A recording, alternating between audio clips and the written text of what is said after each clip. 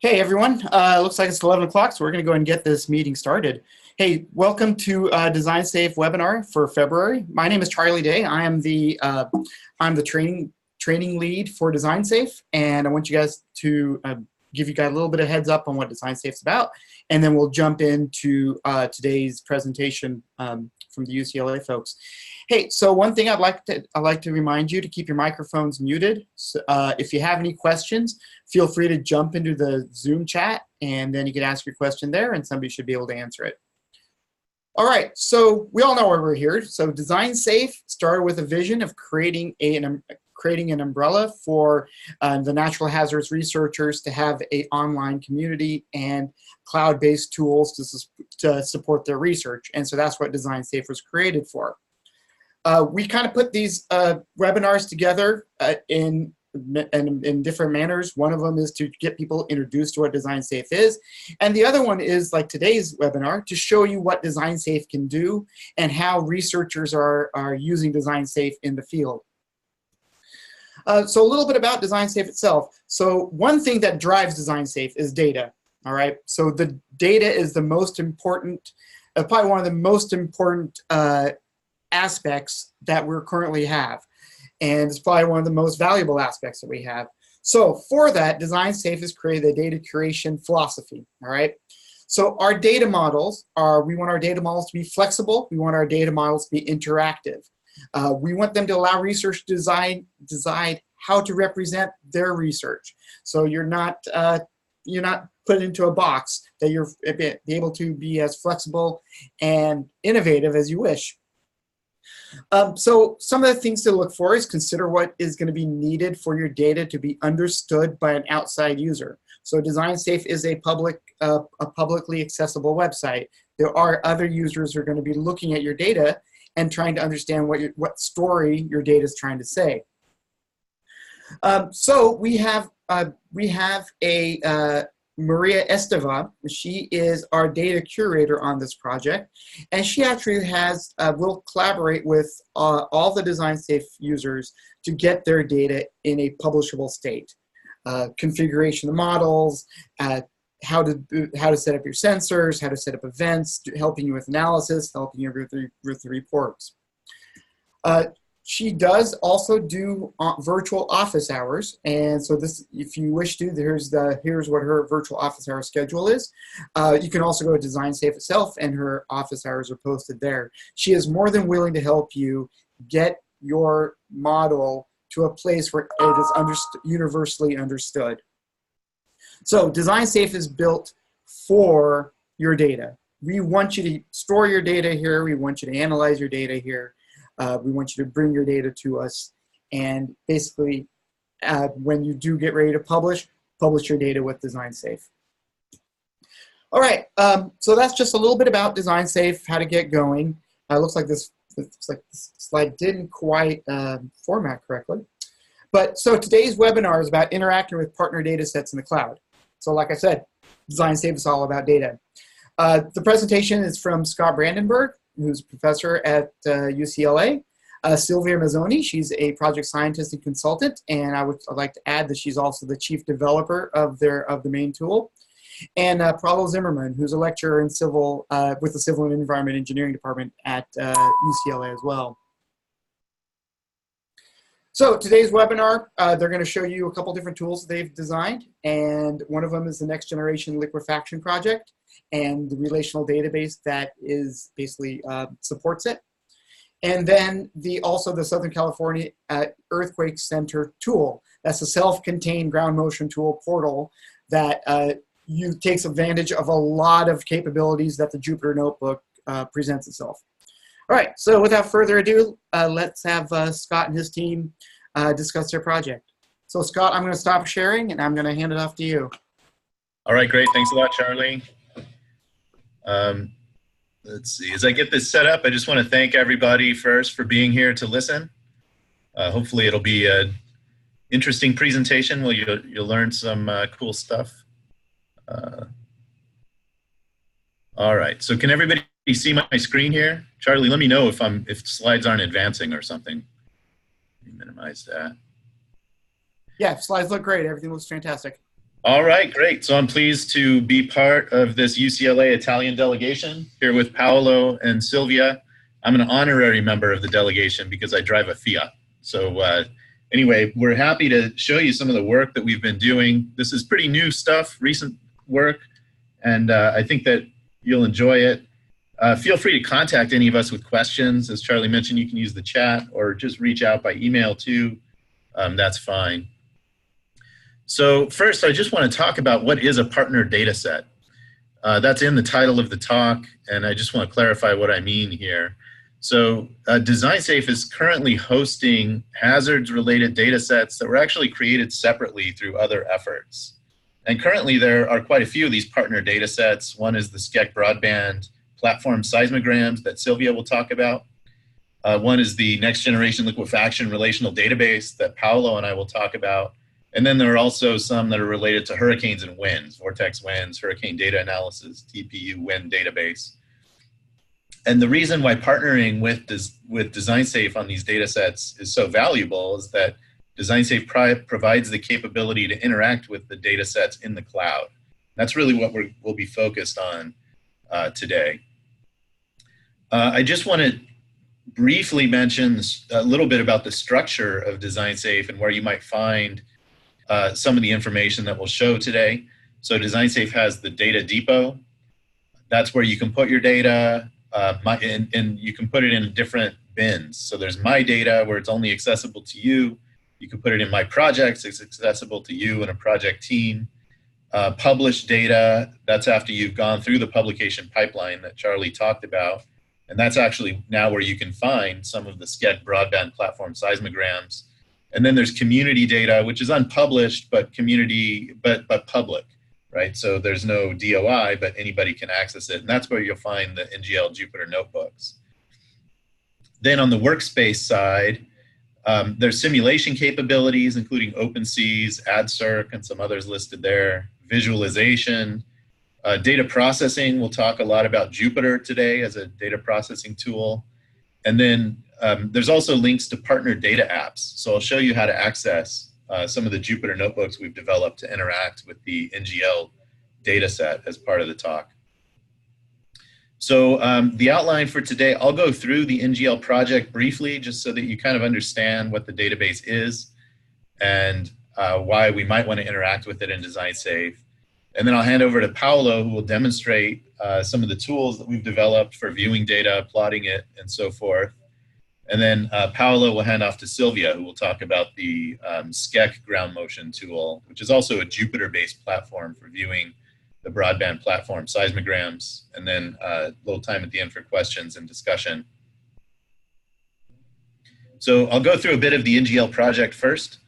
The directors are shown here: Jonathan Stewart, Steve Kramer, and Yusuf Bezorgnia are the PIs of this project, although it's much broader than just this UCLA and Washington effort.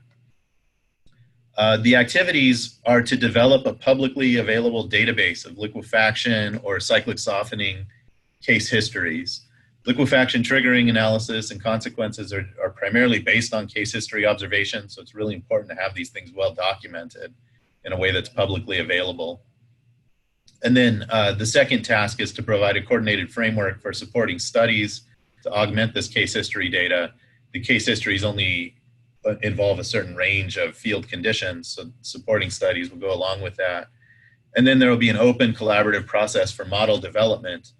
And we're envisioning something similar to the NGA project, where the model developers work together and they use shared resources and share their ideas during development. The piece that we'll talk about today is item number 1. We're really focused on the database aspect of the NGL project. There have been a lot of contributors to this. I mentioned it's a much broader effort. We have a database working group. That group is largely responsible for development of the database schema, which I'll talk about briefly today. We've also had a lot of collaboration with the Southwest Research Institute. The funding has been provided by the Nuclear Regulatory Commission and Caltrans. There's also a partner lateral spread project being led by Steve Bartlett and involving also Kevin Franke. And then we've had a development of the Jupyter-notebook tools. Students at BYU have been involved, at Virginia Tech, Berkeley, also at Tonkin and Taylor, and a whole group of students at UCLA. And then other people have also been involved in contributing data. So there's quite a bit of data in the database already, largely thanks to the efforts of this big group here. All right, so I wanted to just talk briefly about what a database is. Database is a phrase that we use frequently, but it actually has a really specific meaning in computer science language. And when we say the word database, often we don't mean database, we just mean like a collection of data. So here's an example of what I'll call a flat file. And this is showing just a couple of earthquakes that generated some ground motions at different stations. Pretty basic data structure. And this is kind of the way that civil engineers or hazard engineers would tend to organize things, right? You just put it in Excel, enter the numbers in there, and boom, you've got this flat file. Okay, but this is actually not an ideal way of storing the information, right? The event name has to be repeated. You know, what if I make a mistake entering Westwood Hills the second time and only put one L instead of two in the word hills? Is that the same event or is it a different event? I think a person would realize that's the same, but a computer wouldn't know that. So you have the potential for data entry errors. There's a lot of repetitive information in the flat file based approach. So if we study this a little more, we actually have three different kinds of information. There's information about each event that involves the event name, magnitude, and the epicentral latitude and longitude. Now there are obviously other event characteristics not shown in this table, style of faulting and so forth. Then we have information about the stations, right? So we have two stations in this case, the Factor Building and the Santa Monica Courthouse, and VS30 is a property of the station. So now we have apples and oranges, might as well add some bananas too. We have the ground motion characteristics as well, and that in this case involves a distance, a joiner bore distance in this case. You could use another distance measure if you want, and a peak acceleration. You could also have PGV, peak displacement, spectral accelerations. So the ground motion is actually related to a station and an event, right? An event and a station produce a ground motion. So what we would do in a relational database is separate this information into different tables and use keys to say how the tables are related. So we form an event table shown on the top there with the apple. And now we're only entering information about each unique event. So there's no repetitive information here. And there's a little gold key called the primary key. And in this case, the primary key is the event ID. So every new event gets a unique integer that's the primary key to identify that entry into the table. Then we have the white key or silver key that's a foreign key. I'll get to that in just a second. Similarly to the event table, we have a station table that only has information about the stations, and there's a unique station ID. Okay, and then in the motion table, this is where the foreign keys come in. So we have a unique motion ID as the primary key to identify each new ground motion that's recorded, and then we say which event that motion was from and which station that motion was from using the foreign keys. So you can see motion ID 1 was from event 1 and station 1. And RJB for that particular motion was 2 and PGA was 0.84 G. So this is a more logical way of organizing the data. And when we say database, computer scientists will think that we mean a relational database in which we have this well-structured set of tables that are related by keys. And so in this presentation, when Paolo and I talk about a database, that's what we mean, relational database. So for the NGL project, we had to develop the structure of the database, and the structure of a relational database is called the schema. And what I'm showing here is just a very small part of the overall schema for the NGL project. The actual schema involves many tables, hundreds and hundreds of entries, and I couldn't possibly fit it all in a single presentation, but Paolo will show you that you can go and look at that schema and see how we've organized all of the data. Now, developing the schema involves a lot of effort because you have to think through carefully how different quantities are related to each other, which tables you're going to put them in. So let's just follow through a little bit of this schema. I'm going to turn on my pointer. All right, so here we have the sites.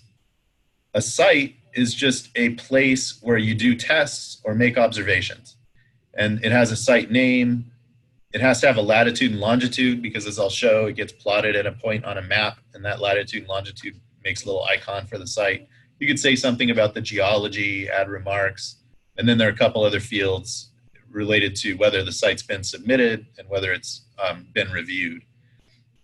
At a site, you can do field tests. Okay, you can do other things too, like make observations. There's a lot of things that can go with the site. I'm only showing field tests for now. The field test has a test name, a type. Is it CPT, cone penetration test? Is it a borehole? You're measuring groundwater, all kinds of different tests. And this has a latitude and longitude that's actually the position where the test was performed. So different from the site latitude and longitude, which is just where that site appears on the map. And then I'll just follow through the CPT because I'm going to show some more detailed information about this. So we have two tables for CPT data. One of them is SCPG, which contains general information about the CPT, like the cross-sectional area of the cone, the rate that it was pushed, who's the crew, what was the method, when did it start and end, where was the pore pressure measurement, and so forth. And then a table that actually contains the CPT data, like depth, tip resistance, sleeve friction, and pore pressure if it was measured. Okay, in a similar way, you can have a borehole with samples and SPT measurements from those samples. You can have surface wave tests with dispersion curves and shear wave velocity profiles and P wave velocity profiles. Water table, there's also invasive geophysical tests. So a whole bunch of different options are available here. So this schema has been developed through a fairly long effort that involved a lot of community input. We had multiple workshops to make sure that we're getting everything in that the community needs. And hopefully it's in good shape now after probably 5 years of work on this.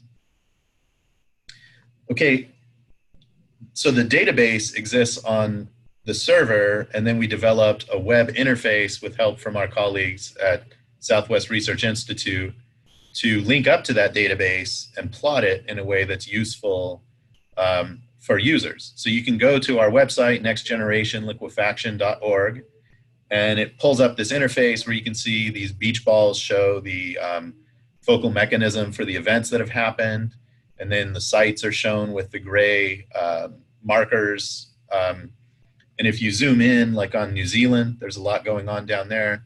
You can see the Christchurch earthquake there, along with a bunch of sites. The little green circles, those are just to indicate that there's too much information to render with separate icons. So it lumps it together to say there's two pieces of information here. If you were to click on that, it would explode out and show two different sites at that location. You can also filter. You can show boreholes, CPTs, test pits, and so forth. You can filter information that's available based on the earthquake event or magnitude range, or you can just select an event here. You can also view data right here. So you can click on a particular CPT. Here I've enabled the CPT button. Clicked on this one and you can push plot and it will render this plot that shows tip resistance, sleeve friction, and pore pressure for that particular measurement. And this figure is generated on command. So when you push plot, it does a query, gets the data, and plots the data for you. So if the data get updated, the figure will automatically be updated too. So based on this interface, users can upload data, they can view data, and they can download data, but they can't really interact with the data, right? Let's say that you wanted to compute something like a liquefaction displacement index based on the CPT data. You want to compute probabilities of liquefaction or something like that. You can't do that using our website because we haven't enabled those features. That's pretty advanced cyber infrastructure capability that we just don't have. So that's where partnering with DesignSafe really provides a lot of value. So what we do is replicate our database to DesignSafe, I think every day, and then users can write queries to interact with the data through Jupyter. So basically this is just summarizing what I've already said here. All right, so yeah, you can, through Python, so Jupyter notebooks are a web-based platform for executing code, and including rich text elements as well. So you can use Python scripts within the Jupyter Notebook, and there are SQL libraries that allow you to write database queries so that you can interact with the database. So what I'd like to do is show you some example queries that are available through community data. You can go and look at these if you want to. And what I'm going to do is try and extract some CPT data. So you can see the red box up here. I want to get depth, tip resistance, and sleeve friction, along with test ID and test name from the wildlife array site. Right? So that's basically what I'm going to try and do with this query. And what I'll do is go to a live demo now. Computer scientists say never do a live demo because they fail. We'll give it a try. All right, so I want to show you how to access our Jupyter notebooks in the workspace. So if you go into DesignSafe, click on Workspace. Okay, it'll open up this window that has you select apps.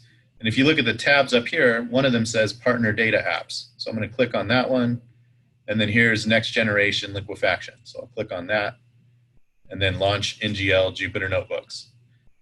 Okay, so what that button does is launches an instance of Jupyter for you. So now we're using Jupyter in DesignSafe, and we're in the community data folder where the NGL data lies or is stored.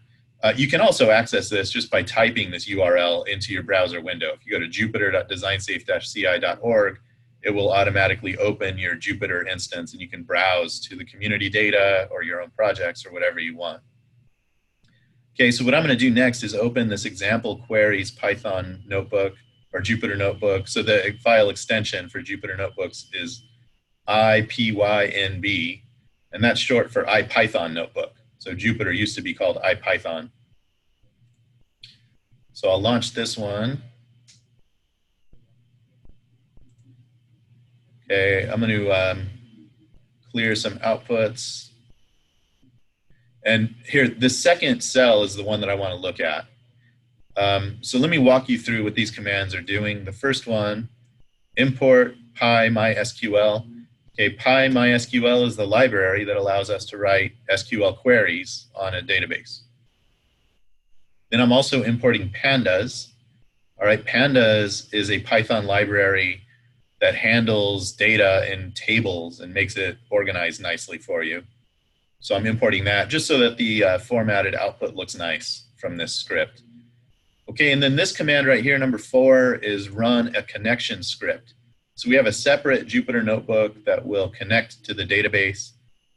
This is probably going to change in the near future, but for now, this is how the database connection is made. I think eventually you'll do an import command to get that database connection, but it'll all be updated in these scripts. All right, then in the PyMySQL library, there's a cursor that is part of the connection, and it basically is the way that you write your queries through this cursor object. So let's talk about this query here. Basically, I'm defining a variable called command that just contains a long string. And instead of putting the string all on one line, I've put it on 5 different lines here. And the plus equals just means that they're being concatenated each time. So line number 6 here, the first line of the command, is just saying the things that I want to get out. And that was the test ID, test name. Okay, and those were from the test table. So I have to put a prefix of the table with a dot in between to tell the command which table to get this information from. And then from the SCPT table, I'm getting depth, tip resistance, and sleeve friction. Okay, and then from SCPT is telling us which table to get it from. But we're not done yet because we haven't told the, we haven't embedded in the command how those keys work, the foreign keys and the primary keys. So what we're going to do now is join some tables together based on the shared keys. So a command called inner join will basically make a flat file out of 2 different tables. It'll join them together so that you end up with repeated information. And what I'm doing is saying to join them together with the SCPG table, where the SCPT SCPG ID is equal to the SCPG SCPG ID. Okay, so this is the primary key for the SCPG table. This is the foreign key for the SCPT table, and we're telling the command that those two are equal, and that's how it makes the flat file. Okay, and then on the next one, we're going from SCPG to test, right? So we're kind of following this flowchart here. So here's SCPT, SCPG, now test, and then cite. And so we're working backward through these inner join commands. And then here is cite to test. And then finally, we have our final command, which says where site name is equal to wildlife array. Okay, that's the name of the site where I want to extract the CPT data. Then command right here, number 11, will just execute the command. All right, so it will have been executed, but the result is not yet stored in a variable. So here's the result. Now I'm saying fetch everything that came from this command. So cursor.fetchAll will return everything from the query. And then right here, I'm using pandas. Whoops. Right here, I'm using pandas to read the SQL query and put it into a table and display it. So if we run this, that little star right there means that the query is running. And now you can see it's put the information into a table. In this case, there are multiple CPT soundings available at the wildlife array. So you'll see different test IDs. This is not showing all of the data, right? We actually retrieved 2,271 rows of data from these different CPTs, and they have different test names. And then here you can see depth, resistance, and the friction. All right, so that's kind of a nuts and bolts method for how you might construct a query. You might be wondering, how do we plot this data? How can we interact with it in more detail? And so at this point, I would like to hand it over to Paolo, who will pick up on that from here.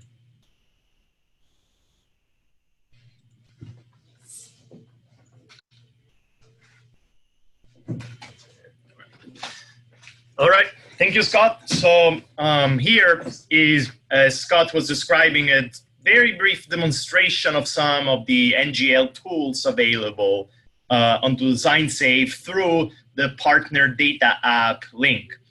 So I'm going to focus on visualizing field test results. And I first want to show you that we have many test categories in the NGL database. What I'm going to focus on today is something that Scott already showed you in his presentation. I'm going to show you visualization tools onto DesignSafe for 4 main test categories.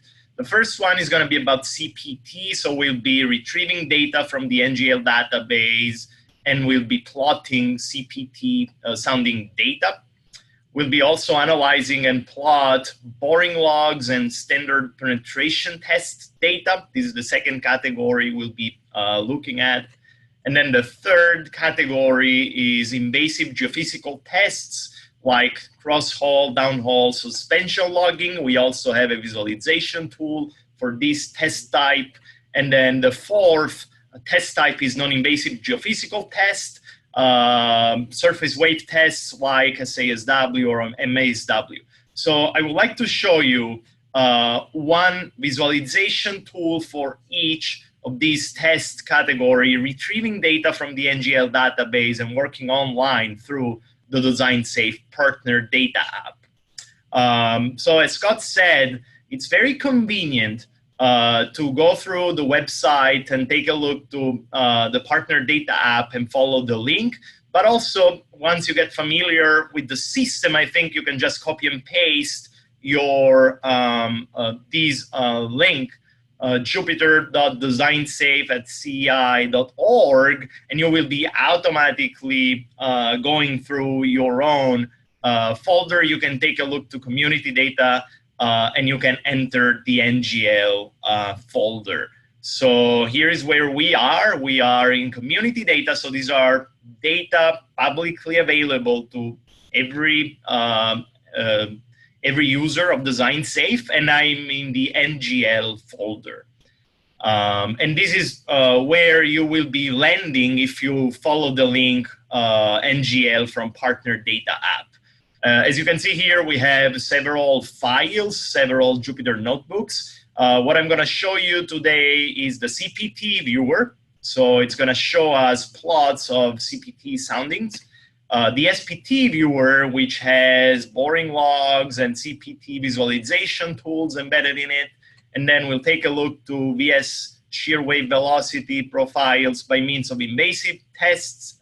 So this is the VS invasive viewer, and shear wave velocity profiles by means of non-invasive tests. This is the VS non-invasive viewer. So I would like to go through each of them, but by just doing a live demo. So let me go through that. There you go. So I'm in community data. I click on the CPT viewer. This is all live, so you can actually do that from your own computer, your own DesignSafe account while I'm doing it. So all of our Jupyter notebooks are set up in a similar manner. We have our logo here, our sponsors, and then a brief description of what the tool does. In this case, we're going to plot CPT profiles. We're going to take a look to contact resistance, leaf friction versus depth. We can also select a specific depth range where we are going to analyze the data more in depth. And we also plot cumulative distribution functions over user-selected ranges. A very nice feature that this Jupyter notebook has embedded in it. You can also take a look to and plot inverse filtered CPT data based on the procedure by Boulanger and de Jong 2018. This essentially allows users to take a look to the inverse filtered data versus the regular data. I'm not going to go through the whole code, although the code is here available to everyone. For now, I'm going to just run the whole Jupyter notebook, which is retrieving information about every single site containing CPT data. That's what we are doing right now. So what you have here, after just a few seconds, and this is all online, you're not using resources of your laptop, and so you're accessing big data in the cloud. This is very convenient. So we have a list of all of the sites in NGL that contain CPT tests. In this case, this is the very first site where I'm landing. There is one CPT test, and I can see plots of the contact resistance in megapascals, leaf friction in megapascal, and then here I have cumulative distribution function for both quantities. What I can do here, I can also take a look and show inverse filtered data. And so what I do here, I automatically retrieve data that has been filtered using the Boulanger and de Jong 2018 approach. And what you see here in the orange, with the orange line, is the filtered data.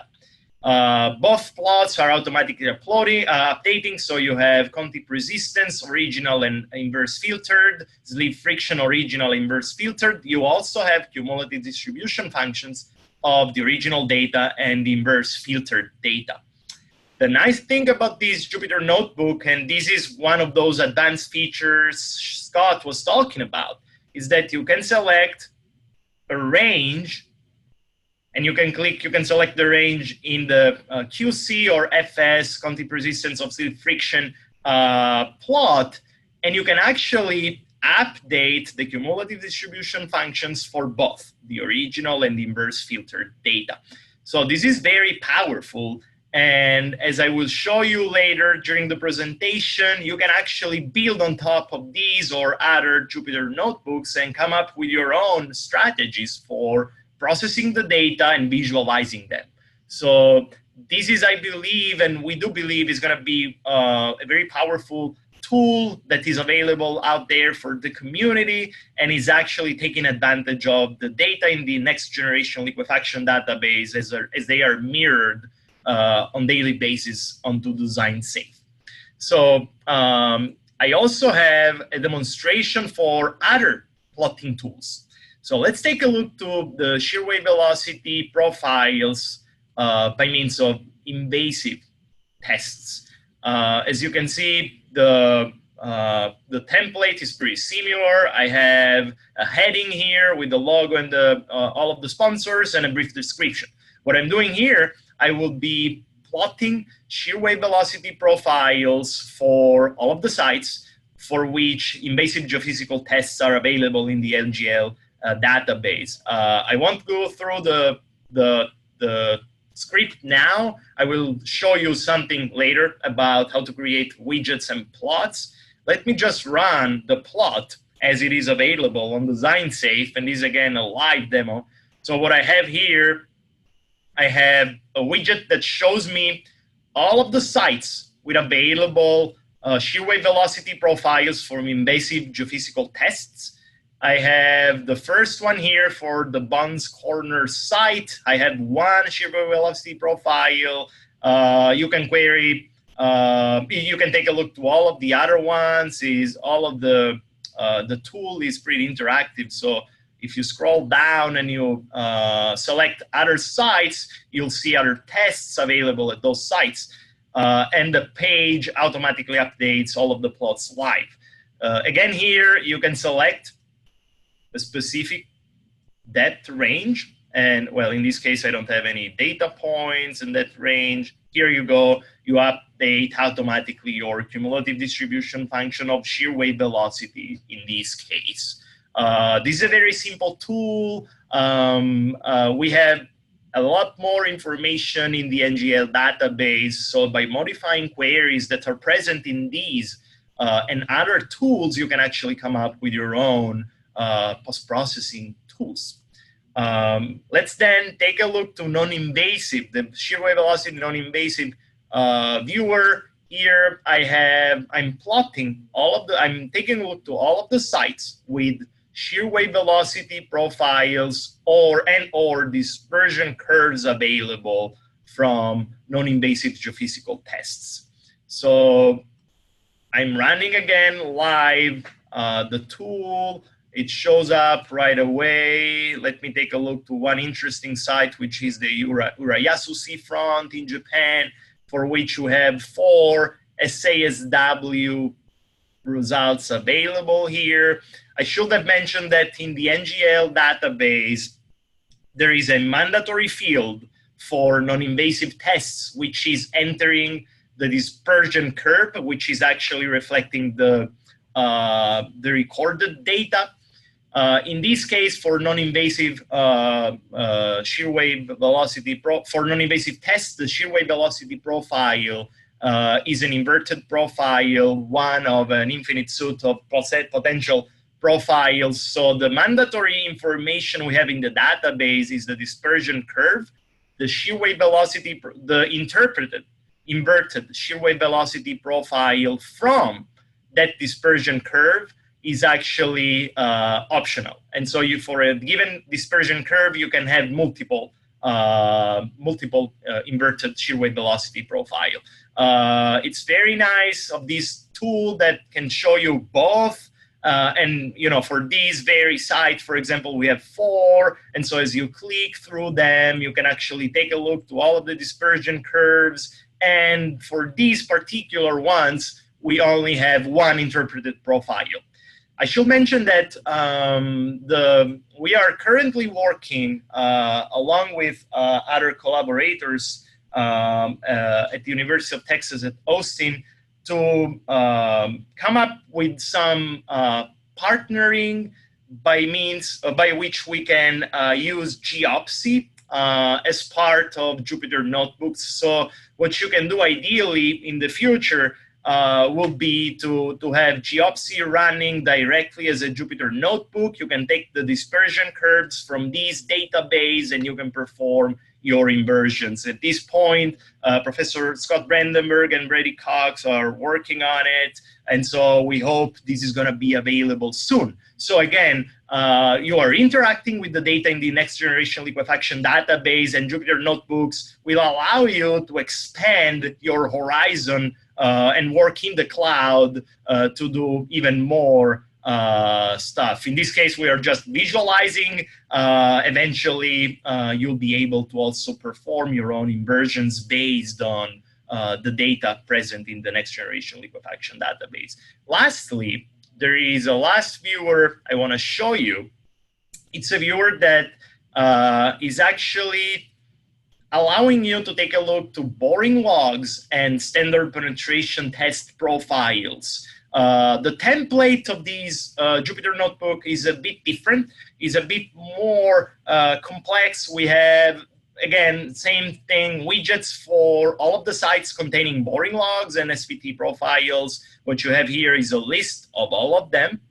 And in this case, you have also a description about the site and sources from which the data comes from. This is available for all of the tests. And so this is just a query we wrote to get these remarks. And then you can select tests for each site. In this case, we're selecting SPT and boring logs. You have a first plot here, which is the N value profile with depth. You also have the stratigraphic description here, but from boring logs. And what you can do, you can actually mask layers as you wish by moving this toggle up and down. You can do that graphically by moving it up and down, or you can type down the limits of the depth you're looking at. In this case, I'm selecting this depth for a given layer. I have a cumulative distribution function for n values for the whole profile. If I run interact here, I see a second suite of plots where I have the selected area and the cumulative distribution function for the selected range. This is gonna be working for all of the profiles in the database. So here I have a deeper profile, I have multiple layers. If I wanna select what happens here in this particular silty sand layer, I can select over by masking this layer, and I can run interact afterwards, and I can then analyze what happens within the layer and how the cumulative distribution function looks like now in this selected layer. So you can see already that these tools have a big potential for allowing users and developers to analyze liquefaction data in the cloud. Let me go back to my presentation. And so after this brief demonstration, what I would like to do is to point you towards a meta dictionary we created to better understand all of the fields in the schema of the Next Generation Liquefaction database. As Scott said, we have 55 tables with hundreds of fields. It seems that we have 475 columns, hundreds of data points. So how do you even approach queries by looking at this whole database? So we have a meta dictionary here online, nextgenerationliquefaction.org/schemas/index.html. All of the tables are here. So if you want to come up with your own queries and expand on what we've done, you can actually do so by looking at all of the tables name, foreign, and primary keys. Lastly, before I wrap it up, I would like to just show you an example for the VS Invasive tool on how to plot data and use widgets. So what I have here is, let me see, all right.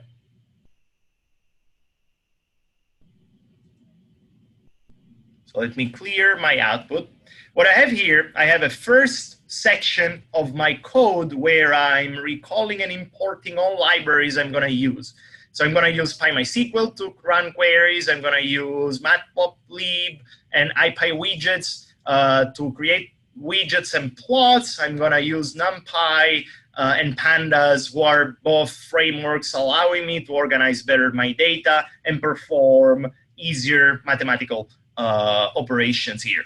And then I establish my connection to the NGL database from the MySQL Workbench. In this case, it's not from the SQL Workbench, it's from DesignSafe.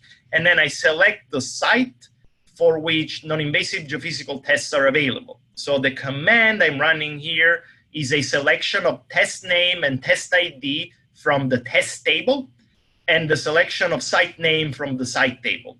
I'm going to retrieve this information from an inner join of the site and the test table, where the site ID is equal to the site ID in the site table is equal to the site ID in the test table for test type, which is equal to GINV, which is the table test for non-invasive geophysical tests. What I do then, I create a table by using Panda, where I'm showing what I retrieve from this query, just to make sure everything is correct. So I run these cells. What I get is similar to what Scott showed you before. I have all of the data retrieved, in this case, site name, and test ID for invasive geophysical tests.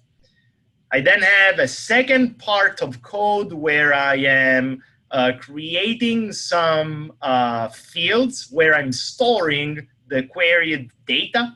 So I'm creating fields for sites, for test names and test ID. I then run a loop through all of the query, and so I'm actually filling up these fields. I then can create a widget. And so what I do here, I create a drop-down menu where I have a site, the first site, the site with ID equal to 0. And then I'm also generating the drop-down menu where I'm appending all of the other sites. I can then create a widget for tests where I'm, in this case, also creating the first entry where my test ID, when my test entry is 0, so it's the very first one.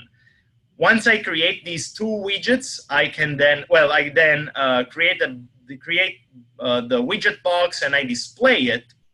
And by doing that, I just recreate the widget I just showed you, where I have a list of sites. And in this case, I have the first test for the first site. And then if you loop through all of the tests for all of the sites, you will get actually a complete list of tests for each site. Once you have that already, we can retrieve data from shear wave velocity profiles from all of these sites for which invasive geophysical tests are available and plot them.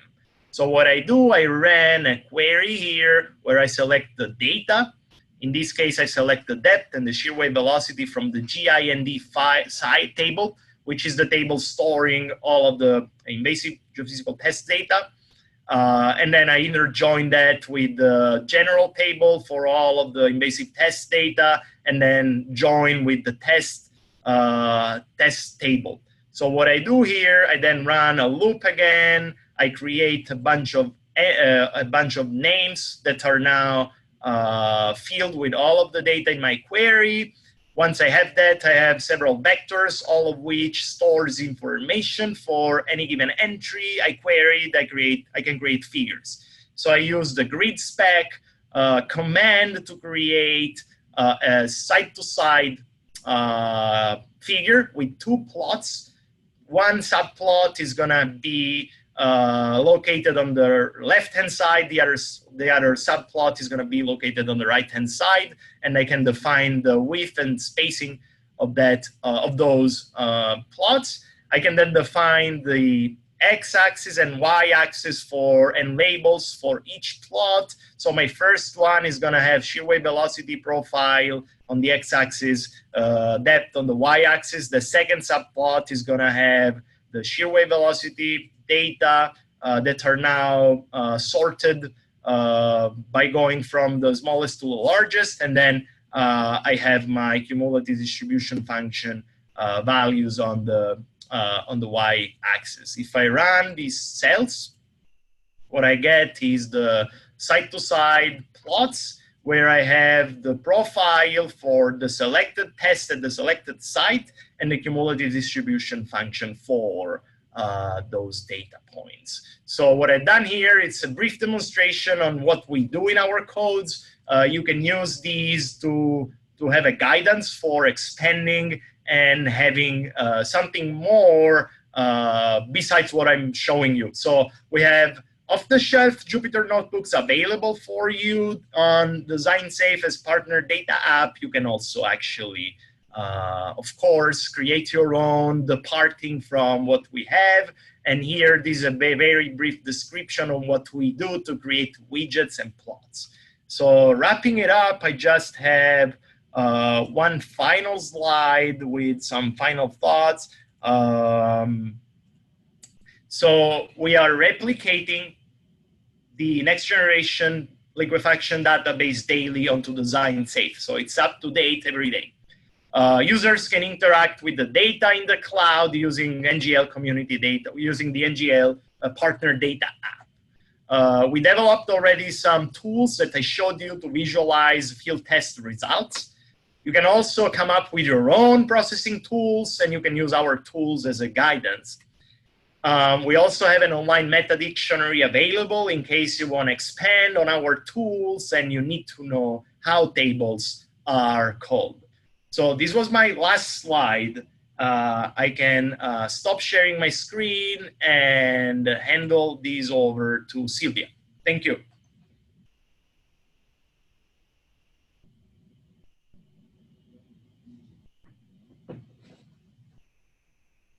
Silvia there?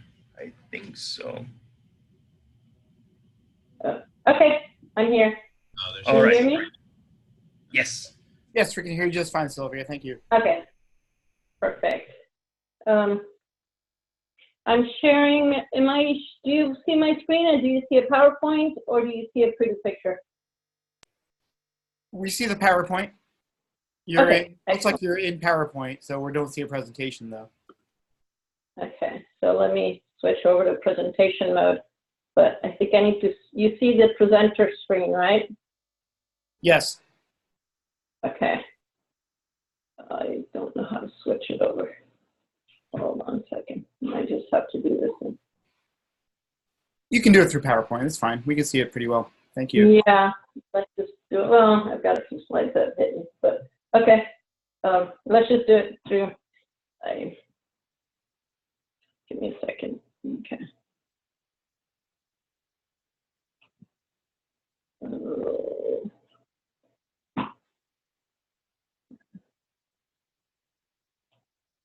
Okay. Can you see me now? Can you see the presentation itself? Yes, we can. Thank you. Looks great. Okay.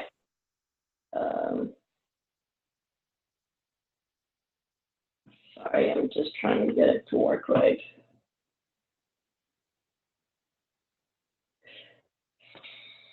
Okay, we're here. Thank you. It always takes a little bit for me to get all my different screens in the right place. Thank you, guys.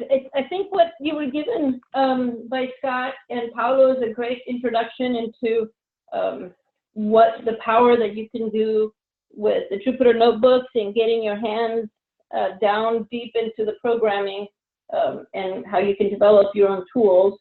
What I'm going to be presenting is a portal that I've developed using the same type of features, but just to make it very much user-friendly to the point where it's literally just pull-down menus.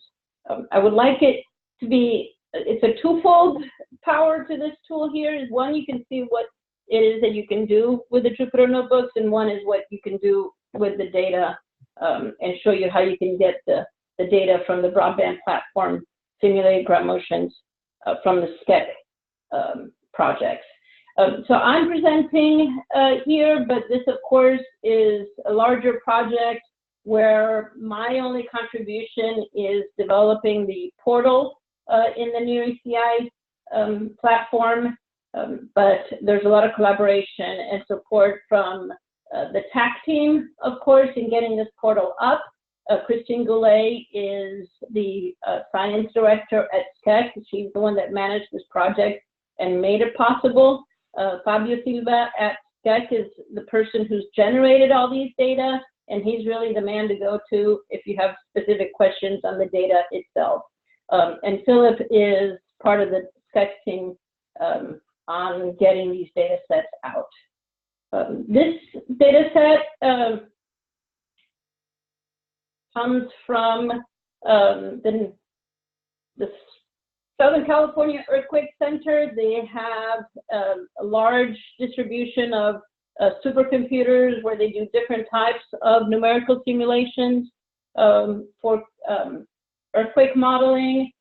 And the Broadband Platform is one of the platforms they have. It's an open source software suite that models kinematic rupture with 1D wave propagation through a velocity profile that is actually 2D in the Southern California basin, and they actually now have done it also for Northern California.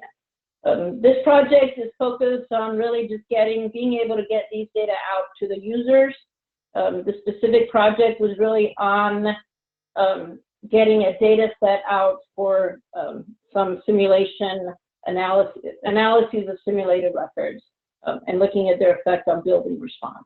The Broadband Platform does a complete simulation. Again, these are pictures of data that I've pulled out from the SCEC website. It has a rupture generator, low frequency and high frequency syntheses are managed differently. It actually computes the response spectra so that it can actually do some validation against recorded data. Just to give you an idea of that type of data, where it sits compared to other type of ground motion simulation platforms they have, the Broadband Platform is really meant to really be the fastest type of data that gets out to you because it's a 1D model. And it's very much for scenario based. If you want to do some probabilistic seismic hazard analysis, you switch over to the CyberShake simulations. And if you want to learn more about these, you can visit the SCEC website at scec.org. This initial data set was set out for the ground motion simulation validation group. What we want to do is being able to, for data sets or magnitudes and distance combinations where we don't have recorded data, we would like to fill in that data with simulated ground motions. And this is one type of simulation, which is a physics-based simulation that can carry through for all the different scenarios you're interested in. And then the other objective is to what is the difference between simulated records and recorded records in building response. So these data sets were really meant to be accessed by the project that is doing, the two different projects that are doing this study. So these ground motions are not meant for engineering building applications. They're really part of this initial study that's being done. There's two scenarios in Northern California. There's a magnitude 7 Hayward fault, the magnitude 8 on the northern San Andreas fault with different hypocentral locations. And in red, you see recording stations that we actually have some data for calibration and validation. For Southern California, we have 3 different scenarios, the Elysian Park, San Andreas, and San Jacinto faults. The objective here was to develop a portal where you can actually select these ground motion, visualize the spectra and the metadata, and being able to download them to your computer so you can use them for your local research or have access to them so you can work on them directly in the NHERI cyber infrastructure system, or even if you want to be able to do open seas analyses. So that was the objective here in gathering these data. We've developed this portal in such a scheme that it's expandable. So if we can have, once we develop more data sets, you can still go through the same type of portal. Maybe we may have to augment it and be able to access different data sets from different projects. The data from these data sets actually sits in a plain flat file, not a fault file. So it's not set up as a relational database, but this doesn't really affect you because it's all done in the background anyways. The process of accessing these ground motions is first you have to access the portal through DesignSafe. Then you perform a search, and I'll show you these details. and then accessing the data. As I said, you can download it, you can reference it within DesignSafe, or work with it directly in the Jupyter-notebook, where Paolo has given some really good examples of what you can do with these kinds of data. First step is to log into the DesignSafe. Plenty of documentation on how to do this, but you pretty much go to DesignSafe-CI.org and just follow the steps that it prompts you through. So this is a one-time registration, and once you're logged in, you don't have to keep on logging in, or it's pretty much easy to log in again and again. Scott gave you a nice outline of the two different locations where you've got the data depot and the workspace. The Jupyter notebook sits in, this is an old slide, it now sits in the partner apps, and you can actually then even work with OpenSeas and being able to do all your work within the cyber infrastructure at NHERI. The way to get to this app has already been shown by Scott here. You go to the workspace. Within the workspace, you select the partner data app, and you select the SCEC Broadband Platform ground motion portal, which is what you see on the left. You select that button, and you get to the little short description that you see on the right, and you click the button to launch it. The first time that you launch it, it's almost a two-step process you have to go through. You may need to start the server, and it's going to get you to the Jupyter Hub, which is a good place because it shows you all your different folders, and you can access that hub directly. Very important to note here, and you see it here in the URL. This notebook is actually in Jupyter 2, not Jupyter, the main Jupyter server, mainly because there's some branching going on with Jupyter that we're trying to reconcile. So some of the features that work in Jupyter 2 don't work in the current version of Jupyter. So we've developed a separate Jupyter 2 server moving forward. This is all once everything gets reconciled, you won't notice the difference, the changes. Once you click, so you pretty much have to click the launch the SCEC ground motion tool twice to be able to access the main Jupyter notebook, which is what you see highlighted in red. What I've done is, instead of having you go into a Jupyter notebook that has all the code, to really make it feel cleaner and just be a portal, you have a direct link to the Jupyter notebook. Right now, you'll see this link here that's going to get updated as the notebook actually gets published. The notebook itself resides in the community folder, so you can actually go and look at the code if you're interested in looking at the code. If you saw two ways to run it, you can either right-click and enter, or you go to run all, and it will run all the cells, which is really that main command to run the external notebook. And that brings you to a page that looks like this. Initially on the left, you'll see that it's trying to load up and read the data. Please wait until the page is no longer busy. If you see the star here in the orange, just keep on waiting until it's ready, which is what you see on the right-hand side. But once it has executed, you will see that you have here an option to select the data set. Once that selection appears, it means you've loaded up the full notebook. Very important the first time you go through is to read the instructions. They're very useful in just understanding what the process is, what the different terms mean. And then you can, because those instructions are long and they take more than a screen, once you've read them once, you can just close the instructions, and then it's just a simple accordion style widget that it closes itself. I've put in some global variables, so if you do additional work with the data, you can actually reference these tables and these functions to get specific data if you want to do some post-processing on the data beyond just downloading or having the tables themselves. The data set is an option that is going to keep on getting filled. As you can see right now, we have a single data set, which is a simulation study that has a specific ID.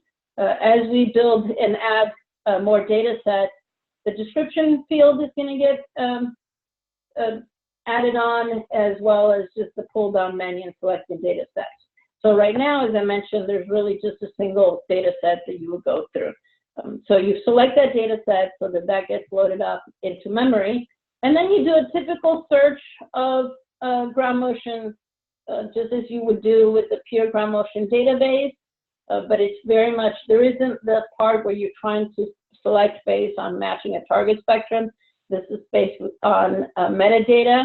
You specify minimum and maximum values for magnitude, distance, range, and VS30.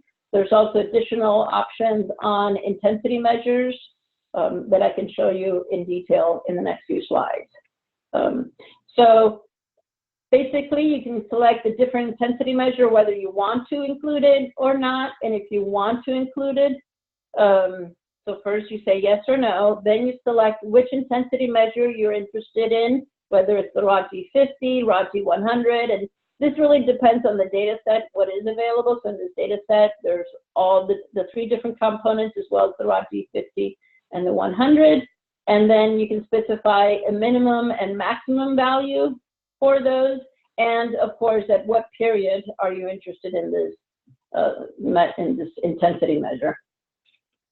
Once you've selected those, you filled out all the values, or you can just get started with the default values. You press search, and now the program in the background is going to do a simple search for all the data that meet your criteria.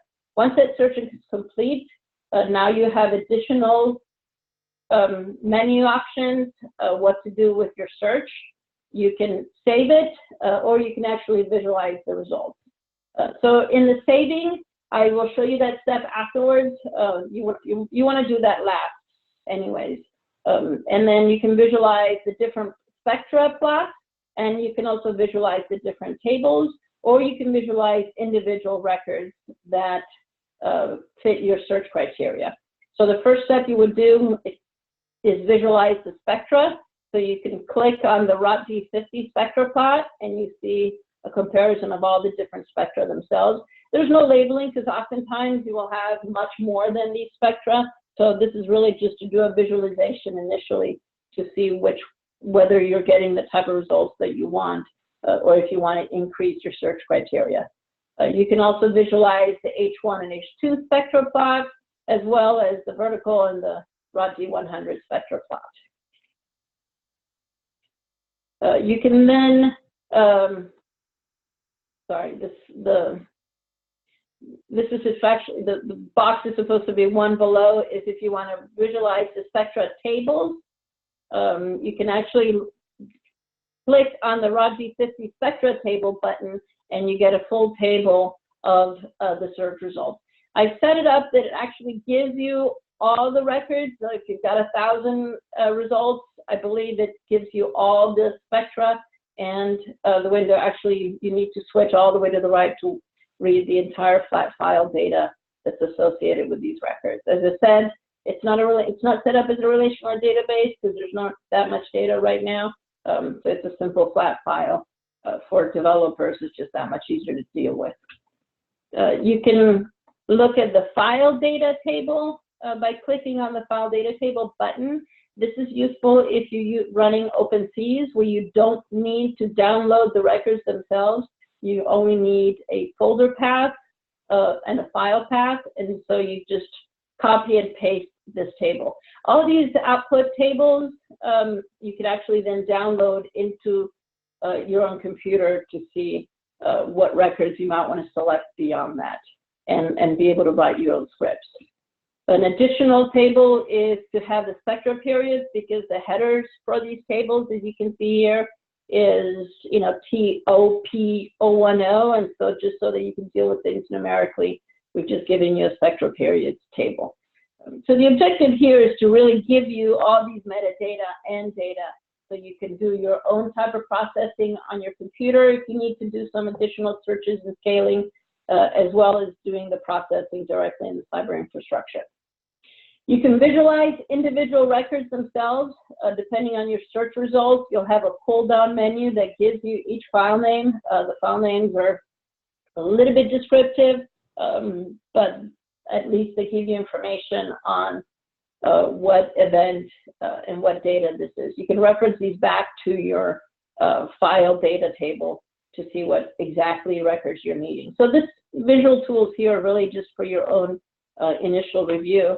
You can actually visualize all the spectra for this record that are available, as well as the acceleration time histories for all three directions. There's only acceleration time histories. Right now, we don't have available the displacement time histories yet. It really depends on what is available in the different data sets. The next step you would do is to save the data. If you're just a one-time user, you don't worry about the allow override or not. You just let it override because you're going to download. If you want to work with these data directly in the cyber infrastructure within the DesignSafe, then you might want to keep on changing the folder name depending on your search criteria. So we've given you that option to do that here. Once you've selected a folder name, or you just leave what it is, you click on the Save Data. And what this is going to do is it's going to create a folder within your My Data folder with the title SCEC BBP Ground Motion Portal, search results, and as you keep on doing more and more searches, it's going to populate this folder. I've given you the data in two formats. One is in a tar zip file, so that's the one that gets downloaded. Then you can just unzip it locally on your computer using WinZip or whatever tools you have. As well as you have a folder structure. Within the search folder, you've got CSV files with all the metadata that I showed you earlier, as well as a folder with the time series. What you see here is exactly the same folder structure that you're going to have in your zip file if you download it onto your computer. Once it's created this, you will have the option, once you save the data, this new button is going to pop up. It's going to allow you to download the files. Make sure that you download these before you change the search criteria, because that's going to disappear if you perform a new search, which is a good thing because you don't want to be mixing apples and oranges. And so the download button pops up, you click it, and that allows you to download the records directly onto your computer. And this is pretty much, as I showed you earlier, this is the folder structure of what's going to appear in your computer. And the time series files have a BBP format, which is the Broadband Platform format, which has a simple column that everybody likes of time, north, south, and all the three components in three different columns. You can actually visualize this data locally on the DesignSafe by personalizing. So now you can do the kind of things that Paolo was talking about, being able to utilize the notebook locally and doing additional work with the data. Very important, though, is you cannot save this notebook. You have to manually, if you want to do this additional work, you need to then, there's a pull-down menu under File, and being able to download it, copy this notebook to your My Folder data and do additional work that way if you want to save it. If you're just doing temporary work, this is great because it's not taking up bandwidth on your account.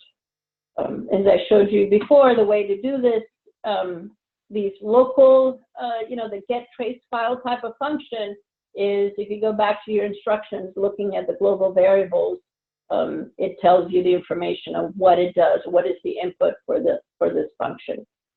As I said, you can save the notebook through a download. You can also save it directly to your computer if you have a Jupyter-notebook installed on your computer, or you can make a copy locally to your My Data folder. Important to note is that this, as I said earlier, it's on Jupyter 2, not Jupyter, so you can access it directly, just as Scott said, but make sure that you put in jupyter2.designsafe-ci.org. And to also be patient with Jupyter, it's not perfect. It is an open source type of software. So sometimes you may have issues that things are popping up because some things got loaded before others. So if you have problems, just rerun the cells or restart the kernel and clear results and rerun the cells. I wanted to give you a quick demo, if I can do it here. Just to, as Scott has done, it seems a lot more complicated typically in the presentation than when you're actually doing it. So here we are in the partner data app.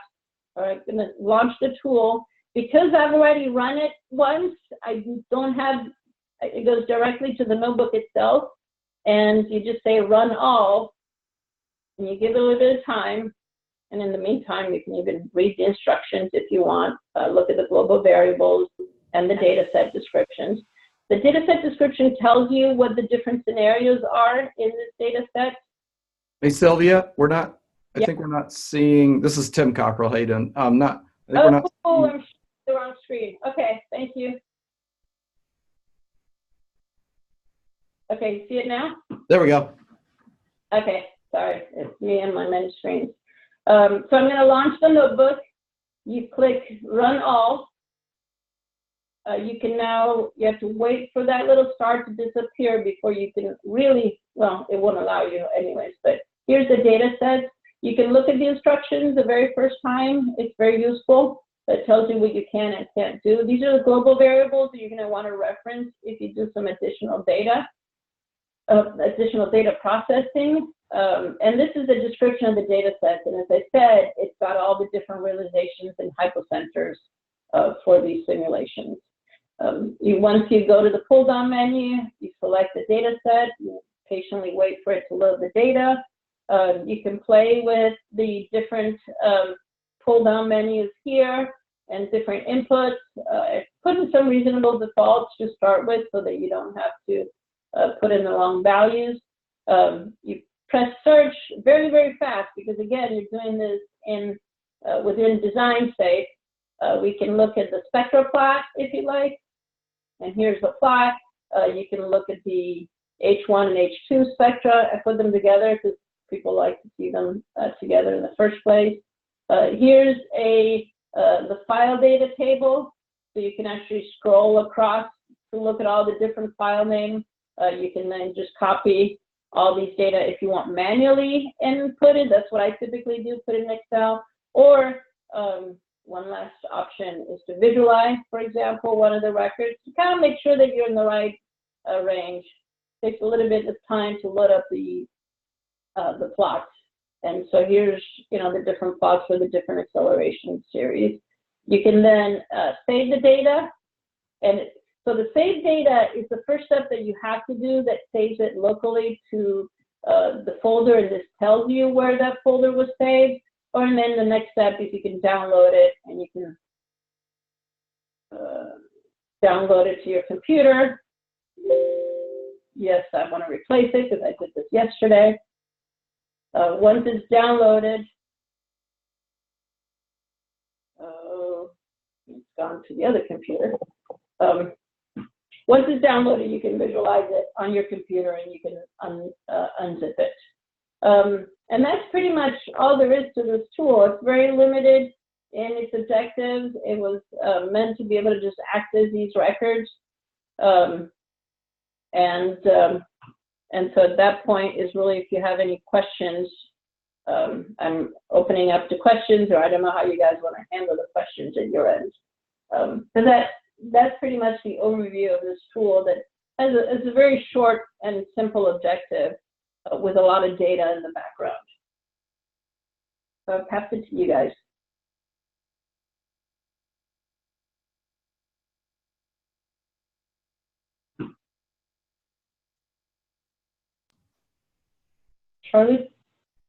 Charlie, you're muted if you're talking.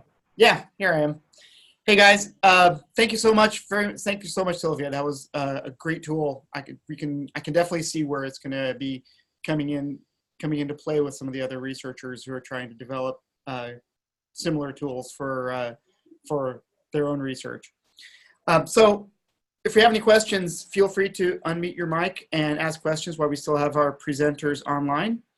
If not, we do have a DesignSafe Slack channel, a DesignSafe Slack team available at DesignSafe-CI.slack.com. Feel free to ask us questions there as well. You can also email us at training@designsafe-ci.org, or you can fill out a ticket and we'll get back to you through there. Once again, I want to thank our speakers today, Scott Brandenberg, Silvia Mazzoni, and Paolo Zimmaro. you guys did a fantastic job. Thank you so much for sharing your projects with us, showing you what you went through, how you developed your tool, and exactly how your tool functions and where it can be found. With that, I'm going to go ahead and open it up to the floor if anybody's got any questions for our speakers today.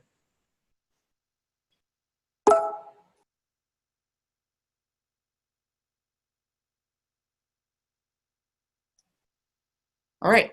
If there aren't any questions, there's one in the chat there for you. Uh-huh. Be good for everybody. Oh, so yes, we will be publishing the PowerPoint slides as soon as we get them rallied together. They will be posted to the community data section of DesignSafe, and they will be available through the training archives on DesignSafe's main page. And we also have the YouTube channel for the recordings. We'll link to those as well. All right. Hey, thank you very much, guys. We will see you next time. We have another DesignSafe webinar coming up in March. We're going to talk about some of the AdCirc tool specifically that is available through DesignSafe's workspace. Okay. All right. Thanks for the post, Tim. All right. Thanks again, everybody. Have a great afternoon. Thank you.